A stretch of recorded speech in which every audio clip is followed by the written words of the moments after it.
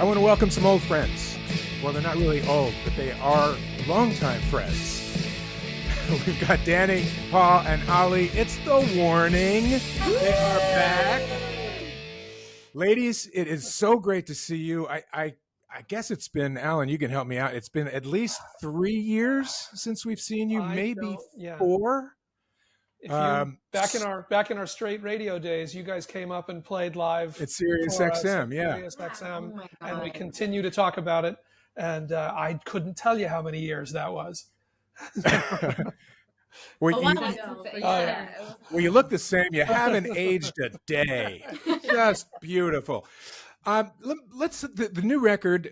We've gotten 5 singles, I think, in advance of this new record, which when people are hearing this will have been out about a few days.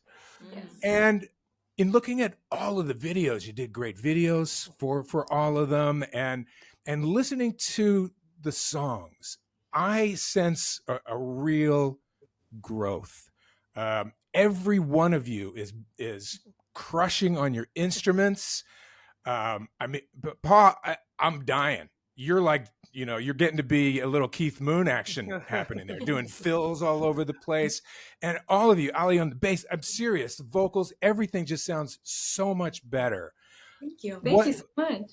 Is that, you've also been touring all over the place with incredible people, the Foo Fighters, the Sammy Hagar, Lizzie Hale, Taylor Momsen.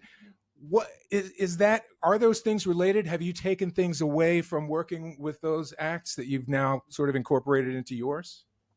Well, first of all, thank you. Yes. And we are very proud and conscious of the growth that we've had over the past few years and the way that we implemented it into the album. Like, we purposefully pushed ourselves on this album to show that. And of course, with every tour that we've had and with every musician that we've ever played with, you learn something. And obviously you take little things, and it's not on purpose. It's not oh my God, I saw that and now I'm going to do that. But sometimes you just learn from seeing them play. And we've been touring over the past few years and with incredible musicians. So of course, I feel like that has influenced us in some way or another. Does it just feel like it's more experience, it's better, everything ratchets up, or does it feel like there's different? I mean, in a song like Burnout, there's almost this funk thing going on that feels like a different sort of a path. Are you aware of that you're actually growing and expanding what you're doing, or is it just a better version of where you were? We like to see this album as a space where we let loose a little bit more, We just wanted to write what was happening to it. It's like a little time capsule of our last, I feel like, 2 years in feelings and in experiences, for sure. We pushed ourselves and our sound as well. And I feel like it's exactly what you said. But I think it's both. Mm-hmm. We know what we did, and we left open the possibility of we could go anywhere within our genre. We have so many variations of rock within this same album. And if I can say so, I feel like it's pretty well done within each subgenre. And you may say so. You are allowed. I'm proud of what we did. So I feel like it leaves the space for us, in the next album and the next single or whatever we write next, we could literally go anywhere. Because it still sounds like us, even though it's kind of I feel like... I mean, it still is us. Yeah. It works. Yeah. So here we are all of these years down the road into your career, and you are getting a bit older. And I'm wondering, especially now, especially based on what you guys are saying right now, how much do we get to know each of you from these songs? I mean, there's a couple of songs like Automatic Sun, Give Me Your Psychosomatic Love, Look What You're Doing to Me, The Way You Hurt Me Is Never Enough, This Addiction's Hard to Give Up. Anybody having love relationship problems around here or what? Well, more than anything, I feel like love is such a universal thing. Of course. And it's something that people can relate to. And honestly, whether we live life and we share bits of it with our music, but nobody will ever know. It's a secret. Are we not? We won't know. But you get the music. And Exactly. that's what you can base things off of. And from So all is that a yes or a no that we get to know you or Yeah. not? Maybe. You do Who get to knows? know us we as know like certain things. Okay. our hearts. So from all of those directions, obviously the album title "Keep Me Fed" speaks to, I would imagine, all of these things, creatively, professionally, personally, all of those things. Did you have that as a title and sort of a mission statement? Like, when did that present itself? Actually, not really. The title came to us at the very end of the whole thing. But we were really thinking about what we wanted to say and what all these songs kind of like together. What was like the conclusion or what? Yeah. And it's just like this: "Keep me fed" is what we see nowadays. Everyone wants to be kept fed in a way of something through social media, through entertainment, through something that takes them out of in every moment they have to live something, and us as well, just like inspiration wise, we feed on life and on different music, different entertainment to create and feed what people are waiting from us, our music. So it's just like a this cycle. Yes, but "Keep Me Fed" was a lyric on a song, Yes, and that's how it ended up being the title. But making the title for this album was just it was hard. chaotic. Yeah, but it fit perfectly. yeah, we love it. A lot of as you tour more, you hit last year. You hit Europe for the first time. As you grow as artists, as you grow as people, as you grow as writers, what, if anything, has changed in your relationship to each other? Are you fighting more now or less? Neither. No, real. I'm being serious. Look, a certain amount of success changes your life, and it changes the way you regard others, Well, and including just your having family. more and more experiences. Exactly. Yeah. Yeah, no, Exactly. for sure. I feel like what has grown, because there was always there, is just understanding. Yeah. For sure, because we do notice more and more that we live through the same things, but we're all different. Yeah. And we process it in different ways, and just kind of like leaving that space open to understand each other and hear each other I out. feel like we're more aware of what everyone could be going through, and we understand each other more, so we give each other the space to deal with feel it. it. For So- sure. And we don't fight more, or we don't fight less. I mean, The we're same. still sisters. But I feel like everything that we go through, it has a lot of potential to keep us make us drift apart. For sure. They're very big experiences that I don't know how to explain them, but they're very big feelings. Mhm. But thankfully, we respect each other a lot, not only like as human beings and as like partners in the band, All this, yeah. but obviously like as family. And with that respect comes a lot of understanding and just knowing that when we grow together. So when we give ourselves like that space to allow each other to like have that support, I feel like it's what's really keeping us afloat in these like very hectic times. Yeah. Do you have to kind of protect your personal life? Do you have to carve out time to make sure that you have like a regular human being kind of life as opposed to a rock star life?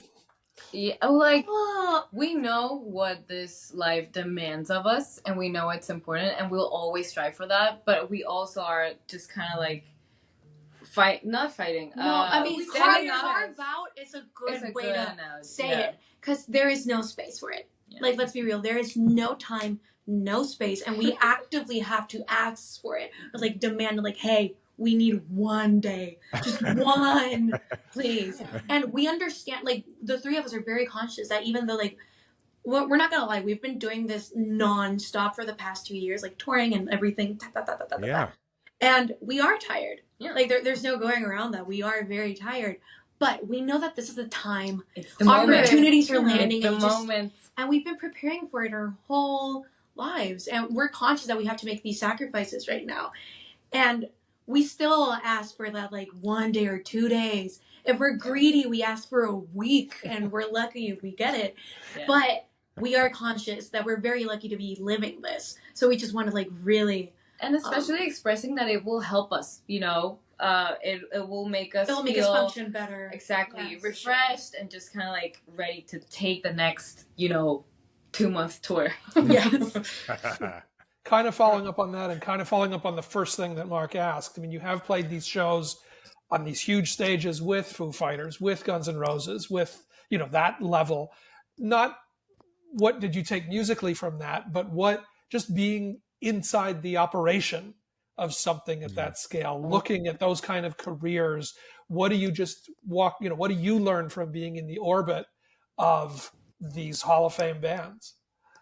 That's what we learn from the most. For sure. Yeah, the and whole I don't crew. I don't know if you can exactly pinpoint what you learned, but unconsciously, we all learn so much, and not only the three of us, but our whole team, as a whole, our operation. Every time we go on tour with someone, it just gets better because we learn tiny, even if they're small things. We just came back from Japan. Oh, you're gonna and talk about the straws? The water bottles. We bought a hole puncher for the water bottles to put straws in for it's just for the lipstick. it's just tiny little things that's a really tiny thing. It all adds It up. makes everything. But it makes them, and they have the waters on a little. a crate, and So now we bought a crate. So it's it's just the small things that's something I just remember because it Just just happened. But we all grow so much to schedules and to organizing everything, and we just grow so much as a team, and our whole operation and our whole shows just grow so much every time We're sponges. we come back. Yeah, we really are. Every time we come back from tour, we learn so much from everything, even when we're just headlining and from different venues and everyone we and meet. not only us but our whole team. Everything we just kind of we're ready to learn. I feel I feel everyone has a disposition to grow and grow. Exactly. Yeah.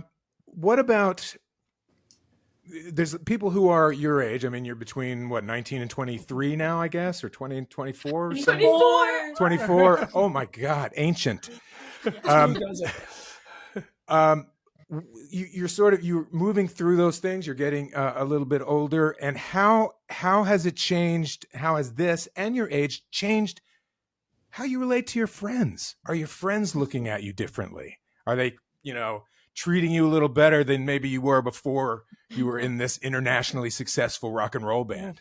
I feel like what's interesting is not that the way that they treat us, because I feel but in the sense that they're catching up when in work wise, I feel life experiences, because when we started because when we started this, people were going to parties, they were meeting new people, and we're I was in middle school. My friends were still at it. I was in middle school. And, I love that. We couldn't relate to a lot of stuff because how can I tell you when you told me how the party was, and I was well, I was recording, I don't. And right now everyone's working. Everyone's can't meet up. They can see each other. They don't know how to manage the time. They don't know how to manage their tiredness. I'm still not there yet. My friends are still not. Well, yeah, you're working, but it is they don't treat us differently. But it's just at this point, I feel we just share different life experiences because I don't experience what they experience. So I come back from a trip and they're oh, I'm how was school? What are you doing? What are how was school? But it's true because I don't get to experience that. So no, I have to do this, and I'm oh, I just came back from this, and it's weird because I don't find what they do normal, and they don't find what I do normal. So it's just it's just talking about our different lives, and and it's normal for us, I guess. So we live in a time where on the pop side, it is completely dominated by women. It's all female energy. All of the pop charts, the 10 biggest acts in the world that kids would just go to war for, they're all women. On the rock side, it's been sort of building, and we said you played with Hailstorm and you played with Pretty Reckless and some of these bands, but it hasn't ratcheted up to that thing. Do you see any sort of, I won't say comparable growth where you're doing Taylor Swift numbers, but does it feel like there's a momentum again in the way that it's totally won over on the pop side, where there is any shift on the rock side that you can feel out there? Well, I feel like there is a shift, obviously. I mean, for sure. just that we're getting the opportunities that we're getting, and we're getting those spaces and those slots and festivals and those type of things, and that we're filling out these venues. It means that people are looking for that. People want to see that and also like women, I feel like we want to see ourselves represented in the genres that we like. So there is a shift. Hopefully, like in a few years, you can say the same thing. Like the charts are dominant, like the rock charts are dominated by women. Oh my god! And I'm excited for festival season because that's usually where you see it the most when it's only rock festivals. And like we're going to be a part of Aftershock and Louder Than Life and later in the year, and we're gonna like experience, that next step in the shift probably. oh yeah, and We're like as gonna we see start women. going up like Mhm. time slots and festivals and stuff like Yeah. that, you start seeing that people like do like that, and like that there is a space for it. So again, like hopefully over the next few years, we just see a like I can say that meteoric, What? like of a meteor. Like, Meteoric is rise. good. You got it. Like Thank you. like a meteor. Sorry. Yes. Just like a meteor. I don't know what the process is that the Warning goes through to come up with songs. Who introduces, who fleshes out? Is it different all the time? But what I do see is that there's a lot of people. God, I hate to say this because I sound like an old fuck, but in your generation, there's a lot of kids in your generation who they're experiencing anxiety and depression, and more than ever, that's what they're writing about. We hear it over and over from everybody that comes on, which is great in that people feel free to do it, but is terrifying in that that's what everybody wants to talk about. Right. So I look at Sick. Life is nothing more than passing time. Give me violence, kill the silence till it makes me feel sick. Where's that coming from? And who came up with that lyric? Okay. I think it was me. But okay. Context. I feel like music is the perfect place to let all of that out. And I feel like especially in our generation, we are having like higher anxiety levels, higher depression levels, just like because of the connectivity that we live in. There's just so much of it everywhere that you can't help but to fall into it as well. But Sick is actually not a depressing song, which I am very proud about. Yes. Okay. You'll have to explain that one. Yes. So Sick is about fearing that you missed out on something. And in this case, this something is that you fear that you missed out on like making mistakes. That you didn't have, like, especially like us, we started working when we were very young. So we didn't go through the normal like years where people mess up and they have the liberty to learn from it. We didn't get that. So Sick is about grieving for that and saying like, you know what, to hell with it. I want to do that. I want to make mistakes. I want to regret things. I just want to go out there and so like give me violence, kill the silence till it makes me sick. Like throw it at me because I want it. I want to experience that. Exactly. Yeah. And I feel like people at one point in their lives, maybe it's not the same thing as us, but like they feel like, what if I had went down that road? Yeah, exactly. Like what would have? Yeah. So one more writing question. You guys do continue to go back and forth between writing and singing in Spanish and in English. What was that? How do you know which way it's going to fall? Is it just a sound? Is it a feel? Is it a decision up front? This one we should do this way or that way? How does that choice get made? Usually, it's a decision up front. Yeah, it's a decision up front. But this time around, the song definitely told us. We had a song in English, and we were like, no, this song is screaming like, make me in Spanish. Yeah, why? And the sound of the words are different. Phonetically, the melody had enough like syllables for it to make sense in Spanish, and it sounded kind of choppy in English. And you're like, oh no, this makes more sense in Spanish. But I don't know how to explain it. Just like, oh, we hear it. Yeah. We just kind of it just makes sense. You just know, and we need. Like, we make a point out of including at least one song in Spanish in each album that we make. Well, at least from, like, since we signed the deal. So, we knew that we had to have a song in Spanish, and we didn't have it. And then we found this song that we had written, and we were like, it makes no like it feels like it should be in Spanish. So we just grabbed it and we rewrote it, and it worked out perfectly. Gotta How- ask about the videos. Mark mentioned the videos Yeah. at the That's top. where I was going. You've taken big swings on the videos, Yeah. and these have been hilarious. You did this whole murder mystery cop chase sabotage video with Que Mas Quieres, which seemed to set up a sequel at the end, but then Ooh. Yeah. but then on Burnout shift over to this very hilarious fake American Idol.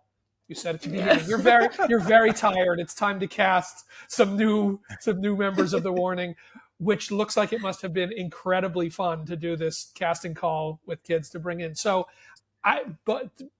both like what was the choice to lean in hard on the video side?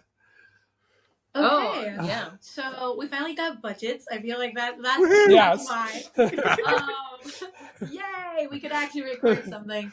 So I actually directed Que Mas Quieres along, like I co-directed it, and I wrote scripted it. I don't know how to say it in English, honestly. The storyline.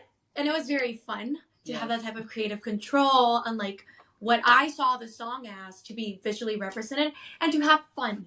I feel like Que Mas Quieres is a song that lyrically it shouldn't be taken literally, too seriously. So I feel like we needed to do the same thing with the video and just make it fun. And it was very fun. And it's so colorful, and I feel like rock nowadays tends to be really sad, in the angsty side. Mhm. And I feel like in this time we allowed ourselves to be fun, to have fun with the music that we were writing, and we wanted to express it also visually. And with Burnout, we actually didn't have the time to record this video. And we were like, how are we gonna do this? We need to have a music video, and we're not Here. we don't have the actual time. And Rudy and Ivan came up, they directed that video, and they came up with this idea of having people, casting people. So they did the whole casting. We were actually on a plane when this was going on. Yeah. We recorded our scenes separately, but seeing that many people, our fans, having that passion and dressing up as us in so many different ways. It was so fun to me. And I felt very perceived. Some of the impressions were so spot on. No. Because they had to act out like that. Mine, Sure. I feel like were the scariest, not scary in a scary way, but when people actually grabbed a bass and they started moved exactly moving, like and I was No, they did. It was I was exactly like you. they studied that. Yeah. I saw it and I was like, That's insane. Up to the hair flips, the shoulder movements, everything. And I was like, that's Wow. insane. Yeah, it was really fun. to fun watch. videos. Yeah. You haven't gotten to the point yet, I imagine, where as you're putting songs together, as you're writing songs, you're thinking about how you might visualize them, or are you? Yes, I You mean, know, I think we work in different ways. we work in different ways, but Pao works very visually. She before even writing the song, she would have I have, Like a I have vision vision board. boards and mood boards, and I start Wow. writing yeah. based on what these images feel like to me. What they feel like to me. I feel so deep. Ooh. You are. Yeah. But No, but it's how you see the song. yeah, that's how I see Yeah. the song. So Que Mas Quieres, that's exactly what happened. I had this mood board, and they sent the masters to us, and I was listening to the whole album while staring at my mood boards to see if we captured it correctly. And then I was like, we need to record this. No, but she ran up to me and No, she's I like, remember I this. have an idea. No, I remember this Like, because You're gonna be a bride. we were recording. She had the idea the day before we recorded the music video for For Sick. Oh, And yeah. so we were all so excited, and Ivan, who was the director for Sick as well, he was like, I can't, you can't tell me this right now because I need to focus on this video first. And I'm gonna get excited. And so he was so anxious the whole time because Pao wouldn't tell him, but we were all so excited, and it was so excited from an outside perspective to see the whole process to Mhm. the first idea to every meeting, and then seeing the actual final product on the set, and how everything just came to life. It was Yeah, Oh, so very mood magical. boards are very helpful when writing, at least for me. I don't know. Watching that one, I'm like, they could, if they want to, figure out how to make the move into movies, be the next, Laurel and Hardy thing, get a whole And then comedy mystery thing going. It's there for the taking.